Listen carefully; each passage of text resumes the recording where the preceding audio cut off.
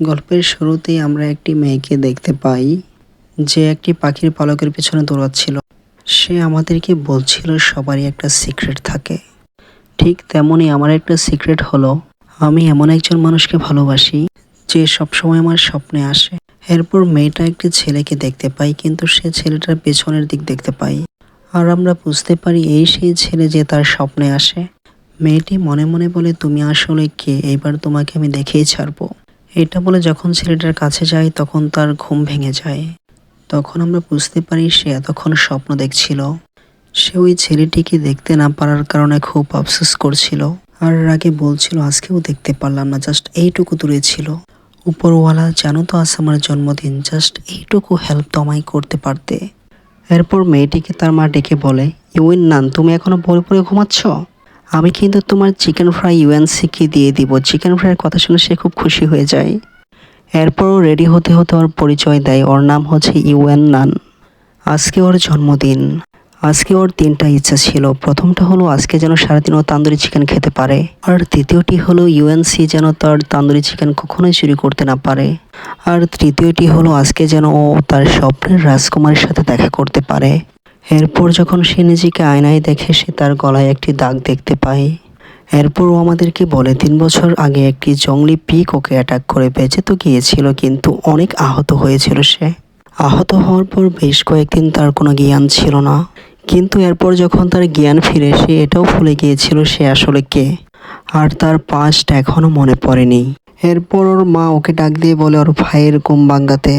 এরপর ইউএন মনে মনে বলতে থাকে, এই বদমাশ ইউএনসিটা যদি না থাকতো তাহলে আমি বাজি ধরে বলতে পারি আমার জীবনটা অনেক সুখের হতো। এরপর একটু গরম পানি নিয়ে ও চলে যায় ওর ভাইয়ের ঘুম ভাঙাতে।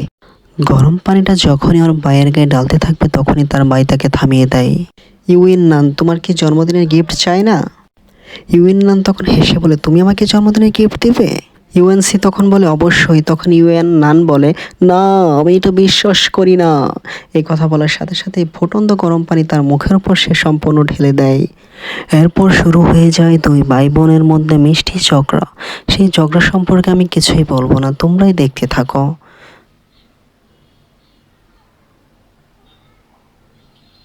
কি দেখলে তো, কি মিষ্টির ঝগড়া দুই ভাই বোনের মধ্যে। এইভাবেই তুমুল ঝগড়া তাদের মধ্যে চলতে থাকলো। কিছুক্ষণ পর তাদের মিষ্টি ঝগড়া থামলো। ঝগড়া শেষ হওয়ার পর দুই ভাই বোন তান্দুরি চিকেন নিয়ে বের হয়ে পড়ে তাদের পরিচিত সবাইকে তান্দুরি চিকেন দিতে। আর ইনি হচ্ছেন নায়িকার মা। আমার কাছে তো নায়িকার চেয়ে তার মাকেই ভালো লেগেছে। এরপর আমাদেরকে কিছু ক্যারেক্টারের সাথে পরিচয় করিয়ে দেওয়া হয়। এই ছেলেটার নাম হচ্ছে সাইকং চ্যাং, আর ওর জীবনের একটি লক্ষ্য সোশানে ভর্তি হওয়া। এই ছেলেটির নাম হচ্ছে তু। সে খুব বোকাশোকা। ওর বাবা মারা যাওয়ার পর ওর মা ওর বোনকে নিয়ে যেন কোথায় চলে গিয়েছিল। তখন সে ইউয়ানের বাড়িতে ঘুমিয়েছিল। সেদিনের পর থেকেই তার ইনোসেন্ট বিহেভিয়ারের জন্য ইউএনসির ফ্রেন্ড হয়ে। আর ইনি হলেন ইউয়ানের চাচা ওয়াং। ইনাকে কখনোই হাসতে দেখি নাই, বিশেষ করে যখন ইউএনসি পাশে থাকে। এরপর ইউয়ান বলে এই গ্রামে তার শুধুমাত্র একটি বন্ধু আছে, তার নাম হলো শাওলাং। কিন্তু এই সময় ও হয়তো ওর বাবার সাথে জুয়া খেলতে গেছে। এরপর সিন শিফট হয় এবং আমাদেরকে জোয়ার বার দেখানো হয়। কয়েকজন লোক এসে জিজ্ঞেস করে ওই জোয়ারিটা কোথায়। তারা দেখিয়ে দেয় ওই যে সামনে। তার মাথায় একটি মাটির ভাঁড় দিয়ে ঢাকা ছিল। ওরা গিয়ে ওই লোকটিকে অনেক ডাকাডাকি করে, কিন্তু উনি শুনতে পায় না। কিন্তু যখনই সে জোয়ার কথা শুনতে পায় তখনই সে লাফ দিয়ে ওঠে আর জোয়া খেলতে রাজি হয়ে যায়। এই মাথামোটা জোয়ারি হচ্ছে শাওলাংয়ের বাবা। এরপর আমরা দেখি শাওলাংয়ের বাবা জোয়ায় হেরে গিয়ে দৌড়ে পালাচ্ছে। সে তার বাড়ি এসে মুখে ময়দা মেখে মরা মানুষের মতো অভিনয় করতে থাকে, আর শাওলাং কান্নার অভিনয় করতে থাকে। সেখানে তারা দুই বোন এসে শাওলাংয়ের কান্না দেখে তারাও কান্নার অভিনয় করতে থাকে। সেখানে ওই লোকটা আসে, আর লোকটা দেখে তো বুঝতেই পারে যে ও মরার অভিনয় করছে। সে তো তখন আচ্ছা মতো তাকে উত্তম মধ্যম দিতে থাকে। এর পরের সিনে আমরা দেখি ওরা সবাই মিলে একসাথে খাবার খেতে বসেছে। তখন ইউএনসি বলে, তো তুমি কি নানের জন্য গিফট নিয়ে এসেছ? তো দিচ্ছ না কেন, তাড়াতাড়ি দাও। এরপর তারা এক এক নানকে গিফট দিতে থাকে। তো তাকে একটি ছাতা গিফট করে, আর এটা দেখে নান খুব মন খারাপ করে, কারণ ছাতা তো ওদের গ্রামে অহরহ আছে। শাওকাই চং ওকে একটি ছাতাই গিফট করে, তবে তার ছাতাটি একটু স্পেশাল ছিল, কারণ ও ছাতার উপর নানের ছবি এঁকে নিয়ে এসেছিল। বাট এরকম খারাপ ছবি দেখে তো বেচারির মনটাই খারাপ হয়ে যায়। ইউএন নানের মন খারাপ দেখে ইউএনসি তার জন্য যে গিফটটি নিয়ে এসেছিল সেটি বের করে, কিন্তু ও দেওয়ার আগে শাওলাং তাকে একটি খরগোশ গিফট করে। আর এটি দেখে ইউএন নান অনেক খুশি হয় আর বলতে থাকে এটাই বেস্ট গিফট। শাওলাংয়ের গিফটকে বেস্ট গিফট বলাই সে আর তার গিফটটি তাকে দেয় না। এরপর ইউইন নান এবং শাওলাং যখন চিকেন নিয়ে দৌড়াদৌড়ি করছিল তখনই তাদের চাচা সেখানে উপস্থিত হয় আর গম্ভীরভাবে ইউএন নান এবং তার মাকে বলে সময় হয়ে গিয়েছে, এবার আমাদেরকে যেতে হবে। তার চাচা ইউএন নানকে বলে তারা সবাই শিকারে যাবে, তাই ইউএন নান যেন আজকে বাড়িতেই থাকে। ইউইন নান তখন ওদের সাথে শিকারে যেতে চায়, কিন্তু তখন ওরা না করে, কারণ জঙ্গল অনেক ভয়ঙ্কর আর বিশাল বড়, তাই সেখানে তোমার যাওয়ার কোনো প্রয়োজন নেই। তখন ইউএন নান বলে আমি জানতাম প্রতি বছর আমার জন্মদিনেই তোমরা শিকারে যাও, কিন্তু আমাকে নিয়ে যাও না, এটা খুবই বিরক্তিকর এবং কষ্টদায়ক আমার জন্য, তোমরা তো সেটা বুঝবে না। এরপর সিন শিফট হয় আর আমাদেরকে একটা জঙ্গল দেখানো হয়।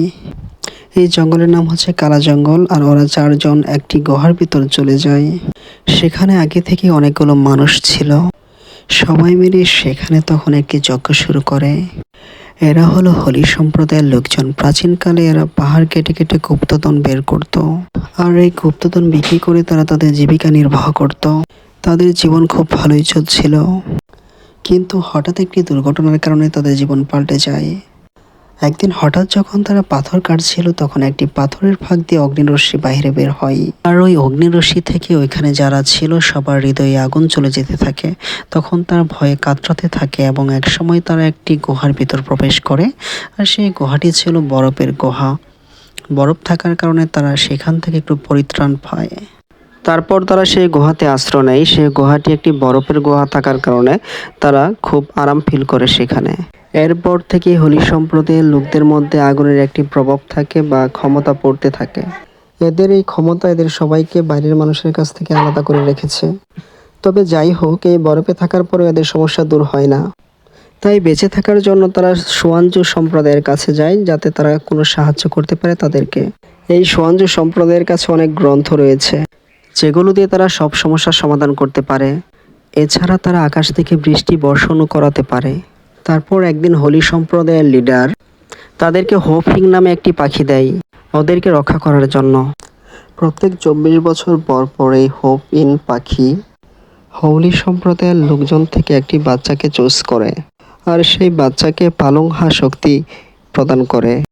আর যে এই পালংহা শক্তি পায় তাকে তার নিজের জীবন দিয়ে এই অগ্নি সংযোগকে সংযত রাখতে হয়, কারণ এই অগ্নি পাথর যদি স্থির না থাকে তাহলে হোলি সম্প্রদায়ের লোকদের মধ্যে আগুন প্রজ্বলিত হতে থাকে এবং ওরা যন্ত্রণায় কাতরাতে থাকে।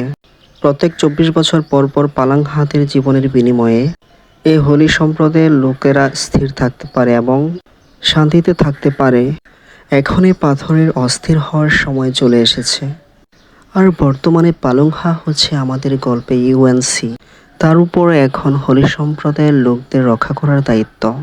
কিন্তু সে পালংহা হলেও তার ভেতরের সেই শক্তি সে এখন হারিয়ে ফেলেছে। তাই প্রত্যেক বছর এই গুহায় এসে ইউএনসিকে তাদের সেই আগুনের শক্তি প্রদান করে। তো এই বছর গুহায় এসে তারা সবাই ইউএনসিকে সেই আগুনের শক্তি প্রদান করে।